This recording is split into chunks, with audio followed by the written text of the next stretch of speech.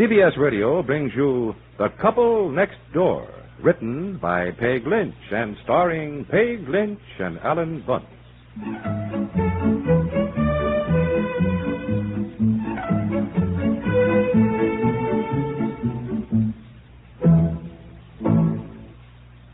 Here's star George Brent. Cold and sinus trouble can ruin a night's performance. To feel better fast, I take the newest medicine for those miseries. New, improved 4-way cold tablets. Today's 4-way contains a decongestant to drain sinus congestion while it relieves cold distress. Tests prove 4-way acts faster than any other leading cold or sinus tablet to relieve muscular pains, reduce fever, relieve headache without upsetting stomach. Drain sinus congestion, too.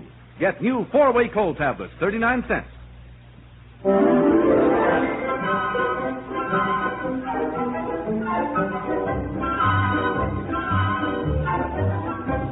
Hello? I want to speak to Mr. Piper, please. Well, conference or no conference, Miss Brown, he'll have to be interrupted. Here it is 5 o'clock in the afternoon. We have 25 relatives coming tomorrow for Thanksgiving dinner and no turkey. Yes, hold on. Thank you. Oh, really? Well, it's a good thing I happened to ask about the turkey. That's all I can say. I never gave it a thought, Aunt Eddie, because he said to me a week ago, 2 weeks ago now, don't worry about the turkey. It's being delivered the day before Thanksgiving. Said he'd call the turkey farm. Well, maybe it'll still be delivered then. The day isn't over. And I expect this is a busy day for a turkey farm. And you said the turkey was all paid for. Yes, he won it in the office raffle. I had already ordered a turkey, and I canceled the order when he said he'd won a turkey. Oh, I tell you, these raffle things. Didn't we tell you about this huge freezer I won in a raffle? Brand new, but we can't even sell it. Even though we put an ad in the paper, it's just in a warehouse. We pay storage charges, if you can imagine. Mommy? Don't slam the door. Oh, hello? Hello? Yes. No. Mommy?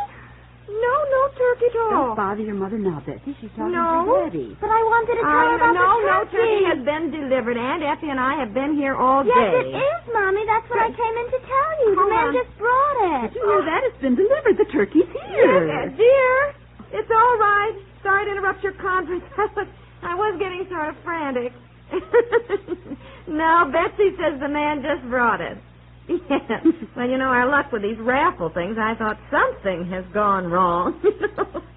All right, dear. Goodbye. Oh, well, nice to know 25 people will have something to eat. Yes. Gee, do we have to eat him? He's so cute. His eyes blink and he gobbles. I can see him through the bars of the crate. He gobbles? You mean he's alive? Yes, and he's just darling.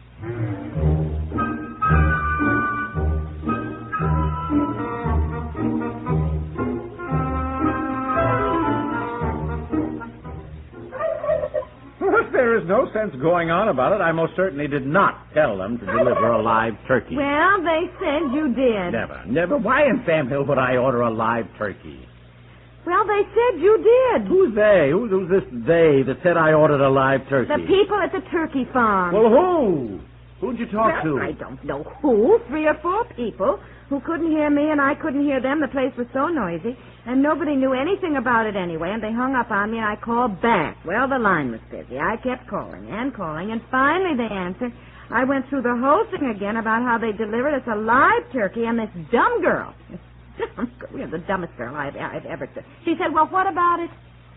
I said, what about it? We don't want a live turkey. All right, then now calm down. Calm down. Calm down. We have 25 of your relatives and mine coming for dinner tomorrow. All right, then I'll call the turkey farm. We'll have this one picked up and replaced with one that's been killed and dressed. So stop worrying. The girl finally looked up the order after I spelled our name and our address to her for the 5th time. And the order for Piper, 13, Rainbow Lake, said don't kill, deliver Wednesday before Thanksgiving. But that is ridiculous, I tell you. I called them when I won the turkey in the raffle. You know, that was 2 weeks ago. And the girl I talked to said they'd send it right out. Well, I said, no, we didn't want it then. Yeah. I may have said, don't kill it now, to deliver it the Wednesday before Thanksgiving.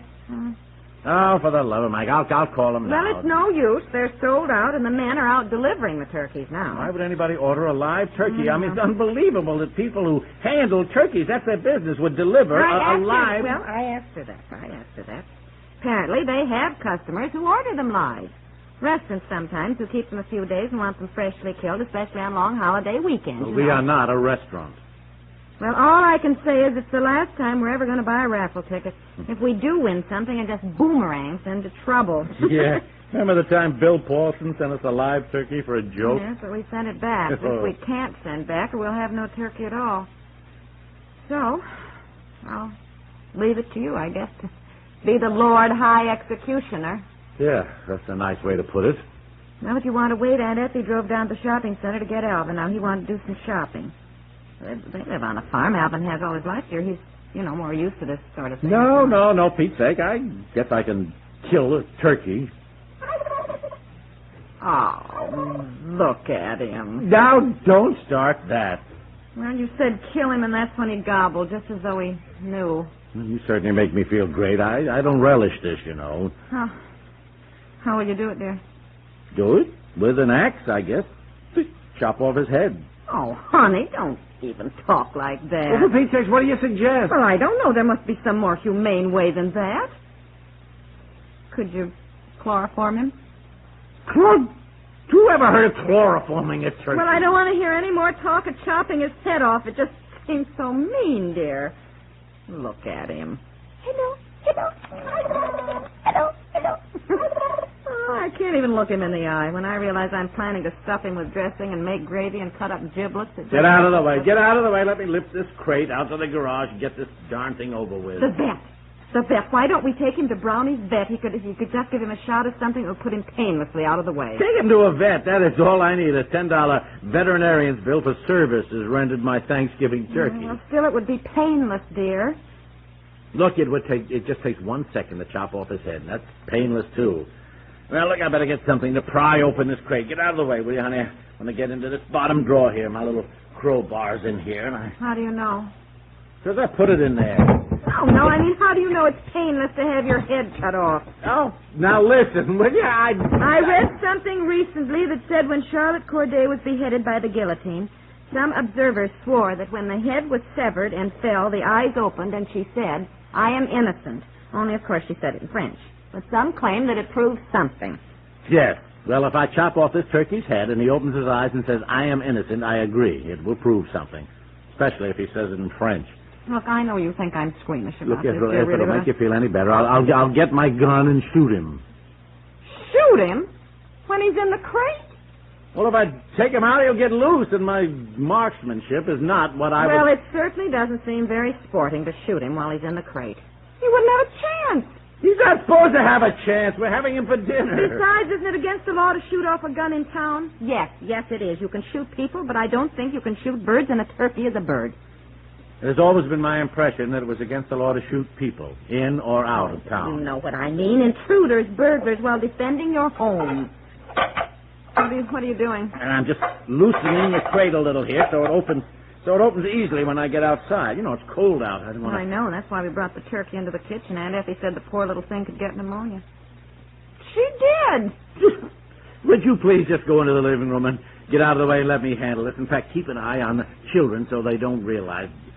By the way, where are Betsy and Bobby? Upstairs in Betsy's room. I gave her a dime to build him a road of blocks for his little cars and watch him until dinner tonight, which I haven't even started in all the excitement. Well, I'll go see how they're doing. All right, well, don't let them come downstairs. They might look into the garage or something. Yeah, all right, dear, all right. You just take... Betsy! You children getting along all right up there? Betsy? We're not upstairs, Mommy. We're here in Daddy's den. Daddy's den? What are you doing in Daddy's den, huh? Daddy wanted me to build a big roll out of blocks, and my bedroom wasn't big enough, Mommy. Yes, it wasn't only big bus going over the bridge. Oh, yes, darling. Bus going over a bridge. Isn't that nice? Yes. Yes, that is exciting. Yes, a bridge. You get these blocks picked up right after dinner, Betsy. This is Daddy's den, and you know we don't allow either of you to bring your toys in here. Oh, don't tell me he cut off one of his own fingers. What, Mommy? What is it, dear? Nothing. What, Bobby? What is it? Oh, grab him. Don't let him fly all over the house. Look, it's not quite so simple. You try to grab him. Well, how did he get out? Oh, look, I only took one small blow. I was going to do the rest when I got outside. I just turned my back for 1 second. Whoosh, he was out, and he sailed right past my head into the dining room. Oh, golly. Take Bobby and go upstairs. Oh, no, Mommy. I want to watch the turkey, Right. please. Turkey, Quiet, everybody. Don't anybody move. Don't move. He sees you. He sees you sneaking up on him. Easy. There. Grab him! You missed him, Daddy. Oh, Daddy, are you hurt? Your lip's bleeding. Go upstairs, Betsy, and get the first aid kit. Oh, now where did the turkey go?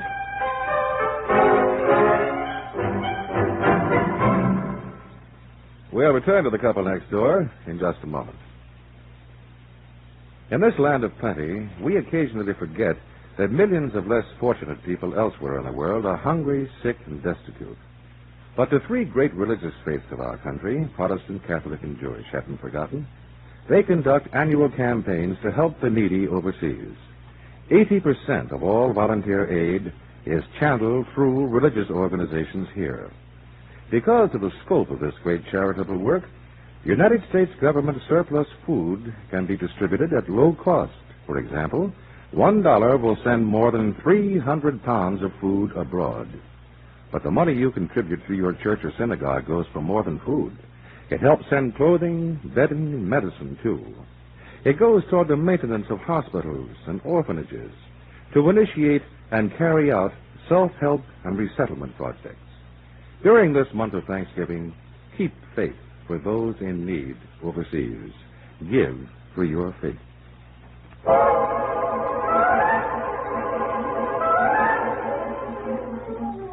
Well, we're going to need more boiling water if we expect to get all these pin feathers out.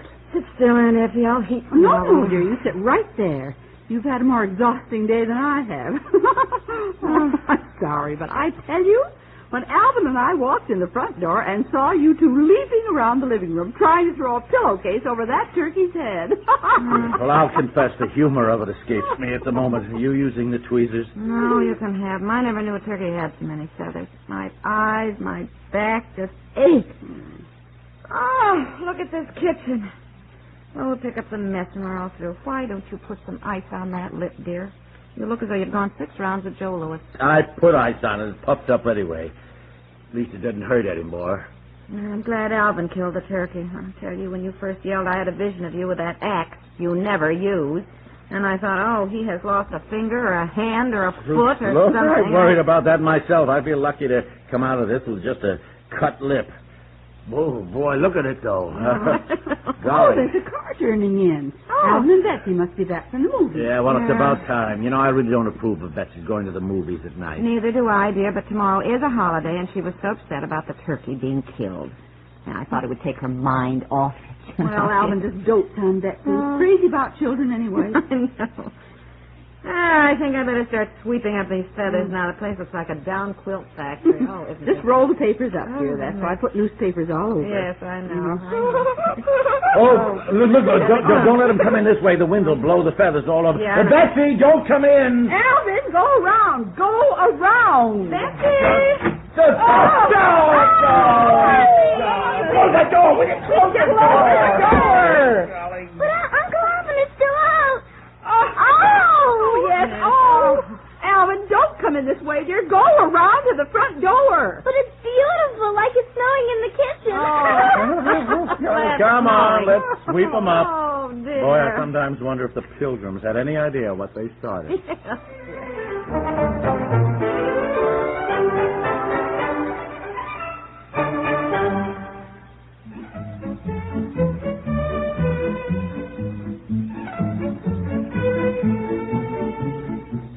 The Couple Next Door stars Peg Lynch and Ellen Bunce, with Margaret Hamilton, Francie Myers, and Madeline Pierce, and is produced by Walter Hart and directed by Dick Stenta.